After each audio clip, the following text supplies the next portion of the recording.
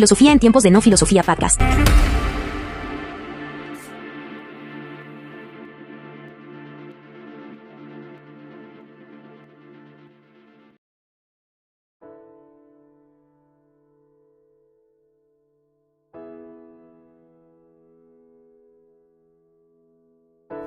Bienvenidos al episodio número 3 de Metafísica. Y hoy vamos a hablar de los problemas clásicos, pero con dos filósofos muy importantes, Kant y Leibniz, enfocándonos en la metafísica. Entonces, Immanuel Kant, para empezar, es uno de los pensadores más revolucionarios de todo el tiempo. De hecho, es el primer filósofo que pone en jaque la modernidad. La modernidad porque pasa de lo lógico a lo ontológico y dice lo que dice Descartes, pero con otros términos, ¿no? Términos más claros, más sistemáticos, donde su obra, La crítica de la razón pura, es una de las más importantes de toda la historia de la filosofía, ya que revoluciona la manera en que tenemos el conocimiento, la metafísica, los límites de la razón, y hoy vamos a profundizar en los aspectos claves de esta obra, especialmente en su distinción entre fenómeno y noumeno, ¿no? Su crítica a la metafísica tradicional y todo lo que conlleva a Kant.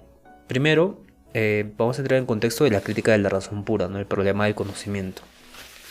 Kant busca resolver el conflicto entre el racionalismo, que confía en la razón pura para conocer la realidad, y el empirismo, que sostiene que todo conocimiento proviene de la experiencia, y su objetivo es o era determinar los límites y la posibilidad de conocimiento humano. Entonces Kant argumenta que la metafísica tradicional intenta conocer realidades trascendentales como Dios, alma, mundo como totalidad, inmortalidad, el alma. Y bueno, vamos a profundizar, ya profundizamos incluso sobre esto, ¿no? Pero estos conocimientos exceden los límites de la razón, ¿no? Las tres ideas de Dios, bueno, las tres ideas innatas de la razón, ¿no? Que la razón misma se da, pero no puede resolver. Ahí tenemos pues a Dios, a la inmortalidad y Dios, inmortalidad y la idea de, si bien no recuerdo, libertad.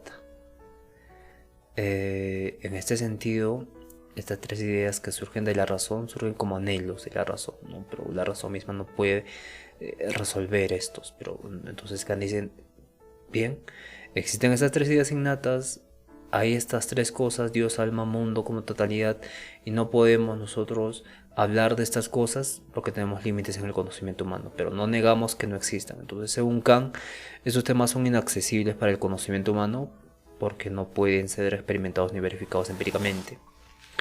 Y entonces hace la distinción de fenómeno y noumeno, donde el fenómeno es la realidad tal como la percibimos y conocemos a través de las facultades cognitivas, y Kant sostiene que el conocimiento humano está limitado a los fenómenos, que son el resultado de la interacción entre la experiencia sensorial y las estructuras a priori de la mente, que estas estructuras a priori de la mente son espacio y tiempo, y el noumeno, la cosa en sí, como se la conoce, ¿no? Es la realidad tal como es, independientemente de nuestra percepción. Y Kant argumenta que el noumeno es inaccesible, ¿no? Para el conocimiento humano. Ya no podemos experimentarlo directamente, solo podemos conocer los fenómenos, no las cosas en sí mismas, pero no podemos negarlas tampoco, ¿no? No podemos conocer, pero podemos, en mi propuesta, entender que es diferente a conocer. Podemos experimentar con el entendimiento aquellas experiencias del noumeno. Y bueno, aparte de esta distinción propia que yo le di, esta distinción establece un límite claro para el conocimiento humano. Podemos conocer el mundo y los fenómenos, pero no podemos conocer las cosas en sí mismas. En todas las tradiciones, o todo lo que se interpreta de Kant, en muchas interpretaciones de Kant se han escrito más de 10.000 libros, ¿no? Y es sumamente interesante e importante. Y esto implica que preguntas metafísicas tradicionales como la existencia de Dios, la inmortalidad del alma, están más allá de los límites del conocimiento. Y para esto también Kant critica a los racionalistas, ¿no? Porque existen errores de la metafísica dogmática. Porque Leibniz y Descartes intentan conocer las realidades trascendentales mediante la razón pura, sin recurrir a la experiencia. Entonces Kant menciona que no podemos conocer nada si no hay razón y experiencia juntas. Si no existen estos dos componentes, no podemos conocer nada. Y ahí argumenta que estos filósofos caían en ilusiones trascendentalistas, ¿no? Es decir, creían que podían conocer lo que está más allá de la experiencia. Y de hecho, bueno, esto es lo que dice Kant, pero lo que digo, bueno, la propuesta que digo yo es que más allá del nómeno, existe un mundo que es trascendental y sumamente experimentable también, pero se necesita un nivel de conciencia muy elevado. Y ese nivel de conciencia muy elevado se desarrolla holísticamente. Bien, no voy a hablar más tampoco, ¿no? Pero enfoquémonos en Kant y la razón pura, ¿no? Porque Kant demuestra que la razón pura cae en contradicciones, estas se llaman antinomias. Cuando la razón cae en contradicción por sí misma, se llama antimonias. Cuando intenta abordar preguntas metafísicas, como si el mundo tiene un comienzo en el tiempo, o si el alma es inmortal, estas antinomias muestran que la razón humana no puede resolver estas preguntas de manera definitiva. Entonces cada uno rechaza completamente la metafísica, sino que la reformula como una disciplina que estudia los límites del conocimiento humano y las condiciones de posibilidad de la experiencia. También la estructura del conocimiento de Kant, ¿no? El conocimiento a priori y posteriori. Kant distingue entre el conocimiento a priori, que es universal y necesario, y no depende de la experiencia, por ejemplo las matemáticas. El conocimiento a posteriori, que es, es contingente, se basa en la experiencia, ¿no? y las ciencias empíricas, básicamente. Y también los juicios analíticos sintéticos, los juicios sintéticos a priori, son de Kant, ¿no? Este tipo de cuatro. Tenemos pues los juicios sintéticos a priori, que son los más importantes. Tenemos los juicios analíticos a posteriori, los juicios analíticos a priori, y los juicios sintéticos a posteriori también, ¿no? Y entonces Kant introduce la idea de los juicios sintéticos a priori. ¿Por qué son importantes estos juicios, no? Estos son importantes porque son proposiciones que amplían nuestro conocimiento, añaden, como los principios de la física, por ejemplo, pero que son universales y necesarios también, pero añaden. Y estos juicios son posibles porque se basan en estructuras a priori de la mente. Estas estructuras a priori de tiempo, espacio y las categorías, las 12 categorías de Kant. Y en este sentido, estos juicios sintéticos a priori son los que le interesa a Kant, ¿no? ¿Cómo es posible que haya estos juicios sintéticos a priori? O cómo, pues, aquí nace todo, los juicios sintéticos a priori. Incluso en su introducción da esta justificación de por qué son importantes los juicios sintéticos a priori. Y también tiene implicaciones en los límites del conocimiento, ¿no? Porque si es universal y necesario estos juicios, ¿cómo es posible que se puedan agregar? ¿Cómo es posible que nuestros juicios amplíen nuestro conocimiento de algo universal y necesario? Yo decía siempre, ¿no? Parece que la ciencia, la metafísica, tiene la labor de ampliar el conocimiento.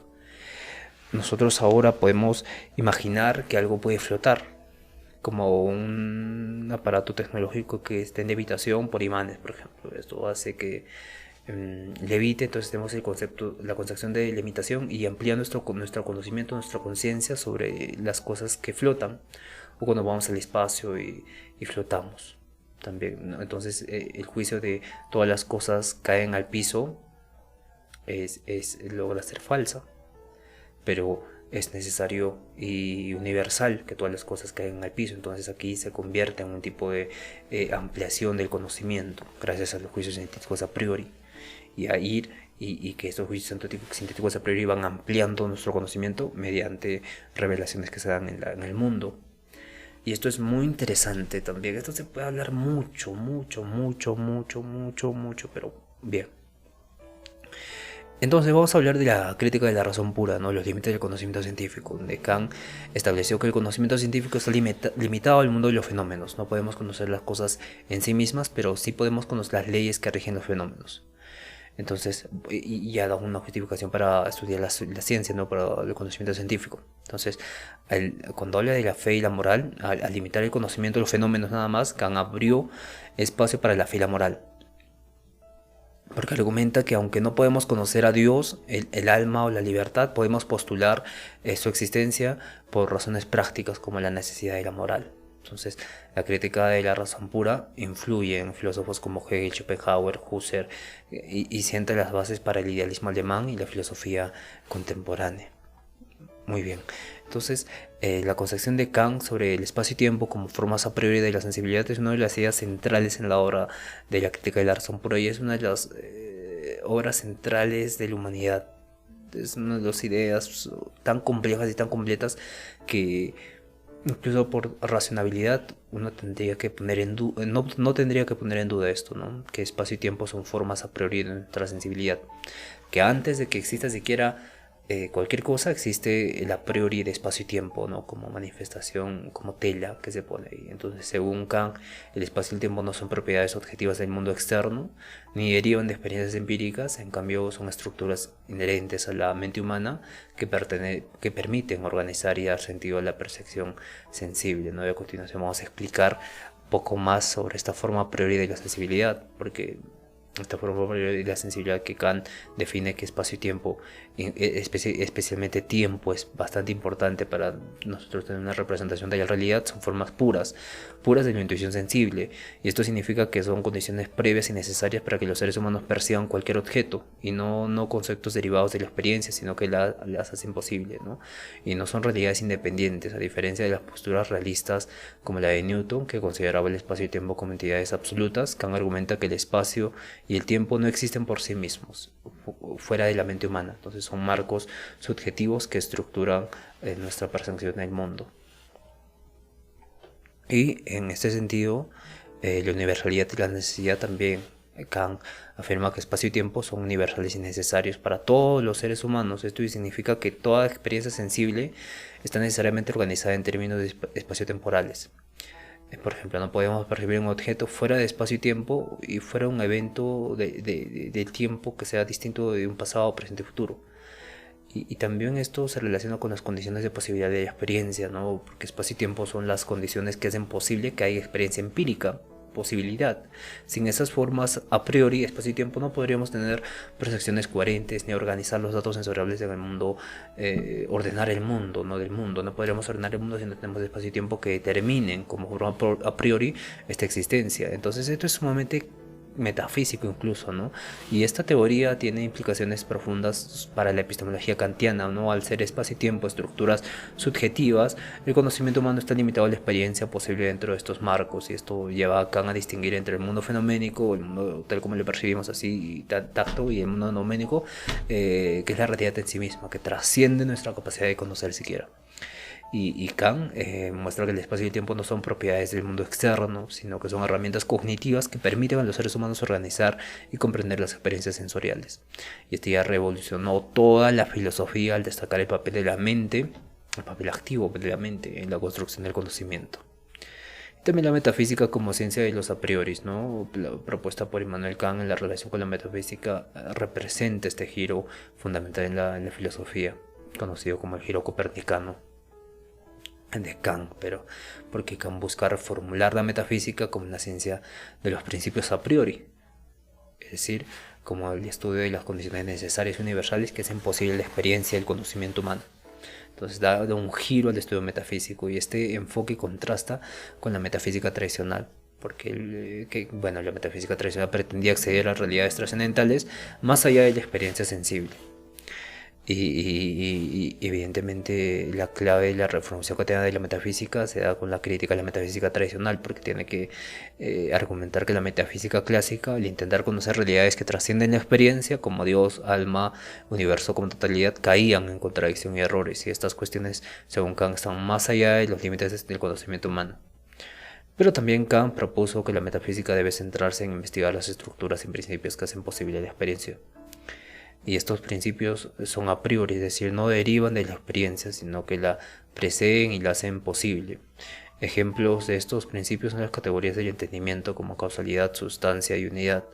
las formas puras de intuición, espacio y tiempo, y también el fenómeno y el nómeno, ¿no? Kant distinguió entre el fenómeno, lo que parece en la experiencia, y nómeno, la cosa en sí que está más allá de la experiencia. Entonces la metafísica, según Kant, solo puede ocupar legítimamente los fenómenos, ya que el nómeno es inaccesible al conocimiento humano.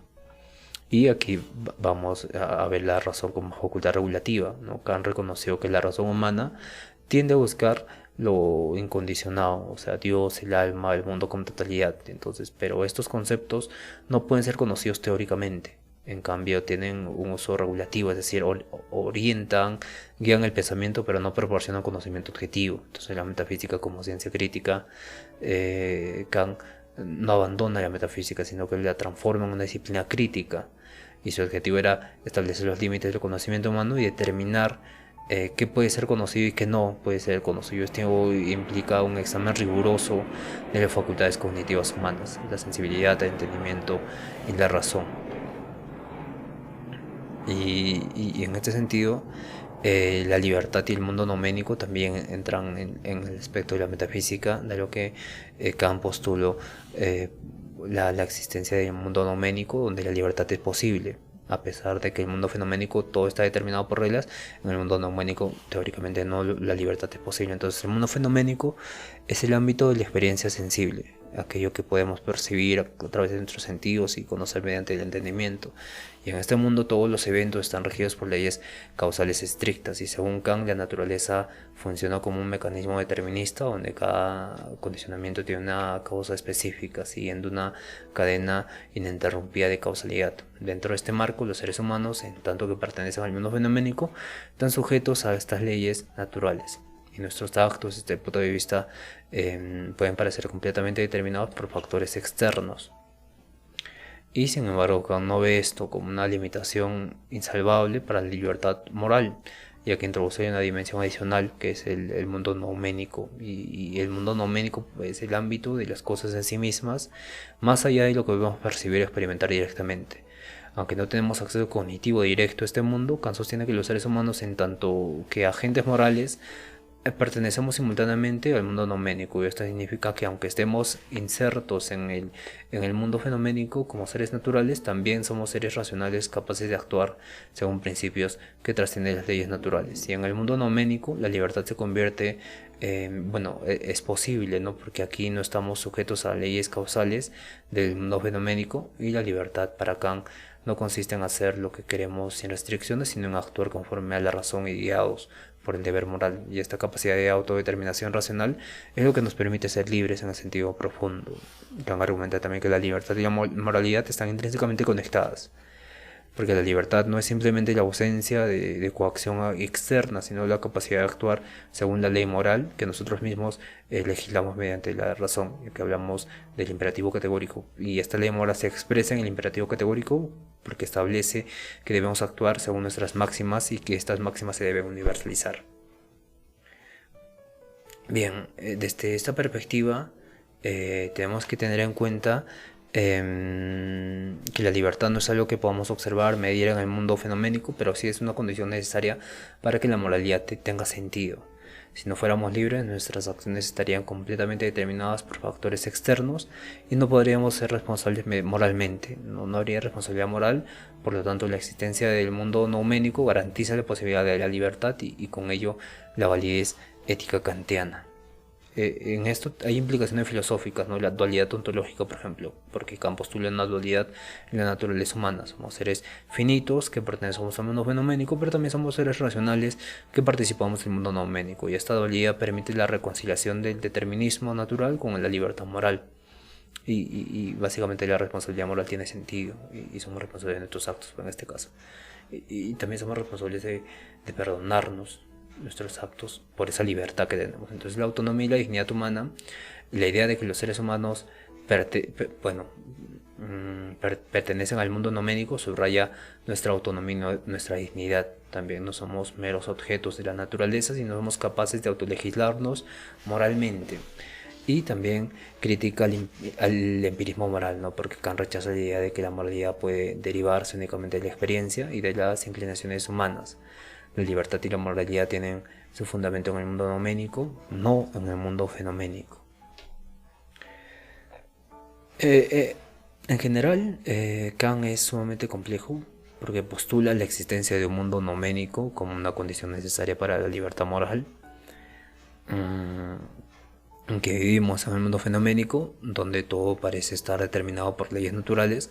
Nuestra capacidad de actuar según principios racionales y universales revela nuestra pertenencia al mundo neuménico, y esta distinción permite a Kant fundamentar su ética en la libertad como autodeterminación racional, asegurando que la moralidad no sea una mera ilusión producto del determinismo natural. Y con ello pasamos a Leibniz, con la teoría de las mónadas, porque propone que la realidad está compuesta de mónadas. Estas son sustancias simples e indivisibles que no interactúan entre sí, pero que pueden estar armonizadas por Dios en una jerarquía, en una armonía preestablecida. Entonces, las mónadas son sustancias simples, indivisibles, inmateriales, que constituyen la realidad última. Entonces, no tienen partes, no ocupan espacio físico y son eternas. Entonces Leibniz las describe como átomos metafísicos, pero a diferencia de los átomos físicos, las mónadas no son materiales ni extensas. Y el no ser materiales ni extensas son inmateriales porque no tienen extensión ni forma física y son independientes porque no interactúan causalmente entre sí. Entonces cada mónada es distinta de las demás y refleja el universo desde su propia perspectiva. Aunque no interactúan, las mónadas están en constante cambio interno, siguiendo una especie de programa interno que determina su desarrollo. Entonces Leibniz describe que cada mónada tiene percepciones, ¿no? Representaciones internas del universo y apeticiones, ¿no? Que son tendencias a cambiar de una percepción a otra. Sin embargo, estas percepciones no implican conciencia. Solo las mónadas más desarrolladas, como las almas humanas, tienen la percepción conscientes, de ser conscientes. El problema de Leibniz es que rechaza la idea de las sustancias y estas puedan interactuar causalmente entre sí, como propuso Descartes. Para él las mónadas son sin ventanas, es decir, no pueden influirse mutuamente. Entonces, para explicar la aparente coordinación entre las mónadas, por ejemplo, entre cuerpo y alma, Leibniz introdujo el concepto de armonía preestablecida. Según esta idea, Dios, en su infinita sabiduría y poder, creó el universo tal y como lo conocemos, pero las mónadas están sincronizadas desde el principio, como relojes perfectamente ajustados. Y esta teoría permite explicar la coordinación del mundo físico y el mundo mental sin necesidad de una interacción causal. Y también refuerza la idea de que el universo es todo ordenado y racional, creado por un Dios benevolente y omnisciente. Entonces, para Leibniz, las mónadas son la base de todo lo que existe. Lo que percibimos como objetos físicos son en realidad agregados de mónadas que se manifiestan en el espacio y tiempo. Entonces Leibniz considera a Dios como la mónada de las mónadas, sustancia perfecta que creó y armonizó todas las mónadas, todas las demás. Dios es la razón suficiente de la existencia del universo y de la armonía entre las mónadas. Entonces la teoría de las mónadas y la armonización preestablecida se relacionan con la idea de Leibniz de que este es el mejor de los mundos posibles. Dios en su perfección eligió crear un universo donde todas las mónadas están en perfecta armonía, y eso es sumamente complejo.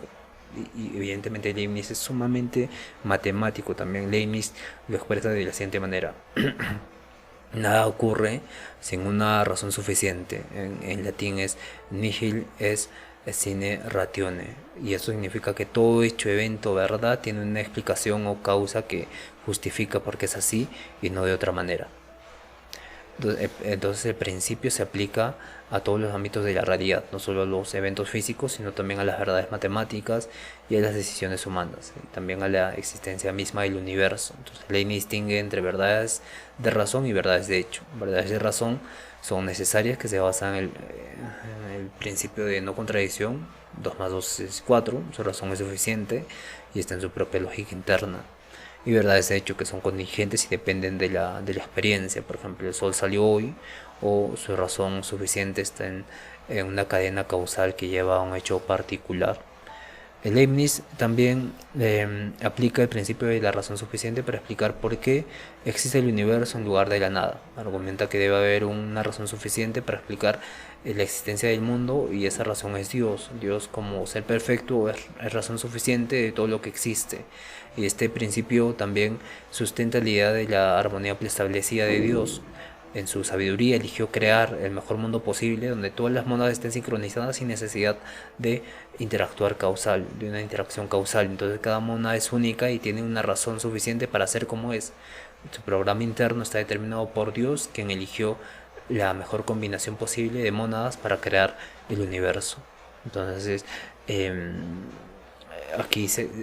bueno, la teodicea, que es buscar el problema del mal. Leibniz lo pone en jaque, ¿no? Porque utiliza este principio para abordar el problema clásico del mal. Si Dios es omnisciente, benevolente, omnipotente, ¿por qué existe el mal? Entonces Leibniz argumenta que aunque este mundo contiene mal, es el mejor de los mundos posibles. Dios, al crear el universo, consideró todas las posibilidades y eligió aquel en el que el bien máximo se realiza con el mínimo de mal necesario, ¿no? El mal moral, mal físico, es una consecuencia inevitable de las leyes naturales de la libertad humana, pero contribuye a un bien mayor, ¿no? Podríamos ver que es un enfoque bien mayor, utilitarista, pero basado un marco teórico bastante complejo, ¿no? Según Leibniz, el mal tiene una razón suficiente en el plan divino. Por ejemplo, el mal moral, como el pecado, es permitido porque la libertad humana es un bien mayor, y el mal físico, como el sufrimiento, puede servir para